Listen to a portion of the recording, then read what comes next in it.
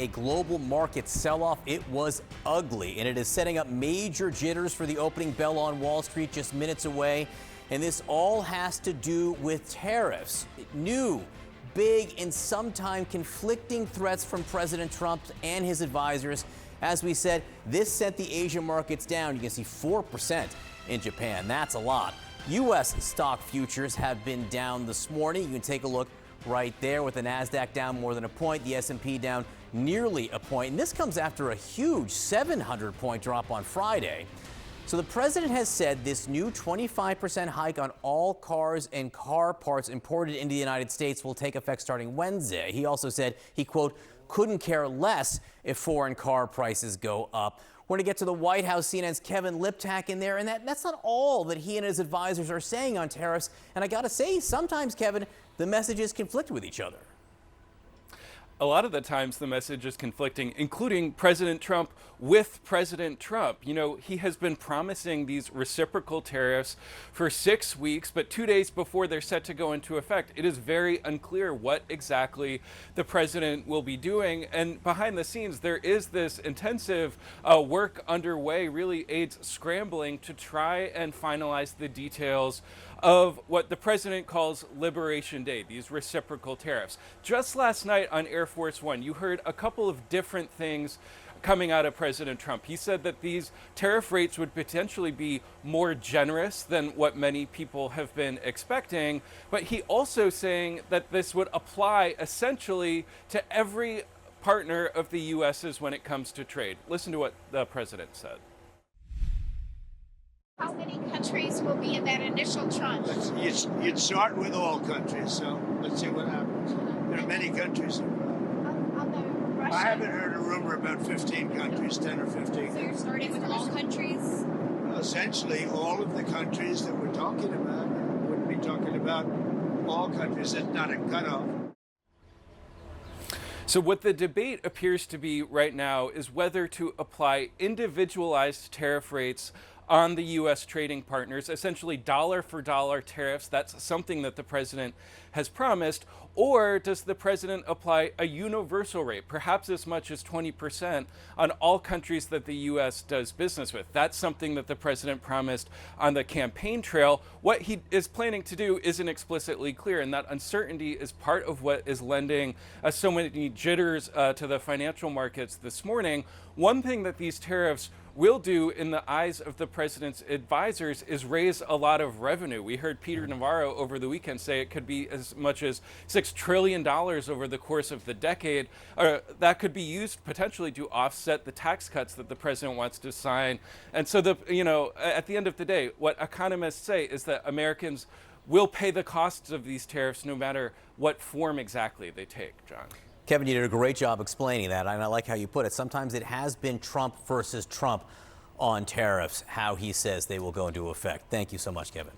With us now, Bryan Barnett. He is the Republican mayor of Rochester Hills, Michigan, which is a kind of a suburb of Detroit. It's also like, you can practically see Canada from Rochester Hills. Mayor, thank you so much for being with us.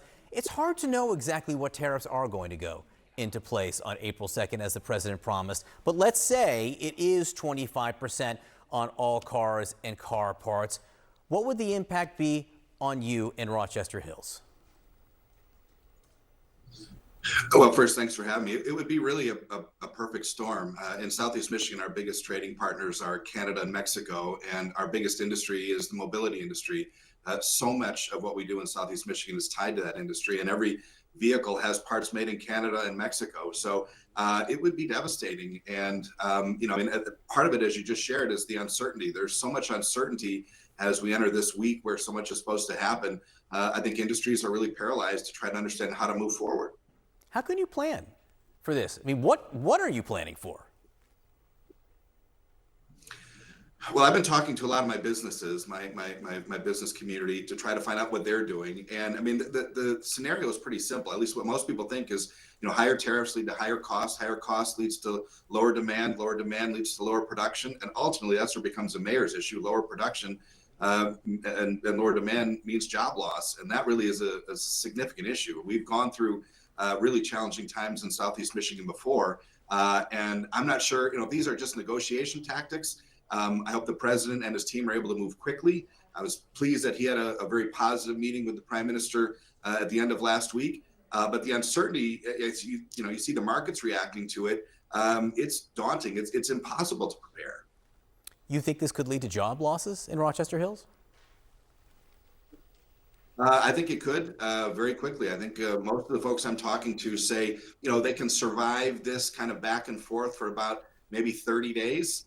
They've been preparing to try to have supply here, to try to handle supply chains. But if this is something that we're waiting for jobs to repatriate back to the United States, we know that takes, that's a great and wonderful plan. We're all supportive of that. But that can take 24 to 36 months. And most companies wouldn't be operating at the same levels they are now if you have this tariff environment for 2 or 3 years. It simply couldn't be the same. Yeah, talk to me more about that, because the president does say his goal here is to get manufacturing back to the U.S.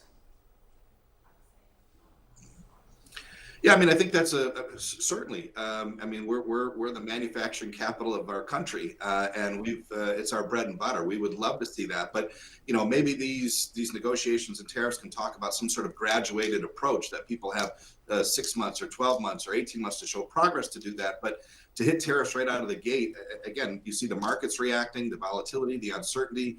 If you're a business owner, if you're, want to repatriate jobs back to the United States, and it's a 2 to 3 year process, how confident are you right now that this current environment is going to be the same environment 2 to 3 years from now? You have to make billions of dollars decisions. So it's really a challenging position for most business owners, and ultimately business owners means, the rank and file, the union members.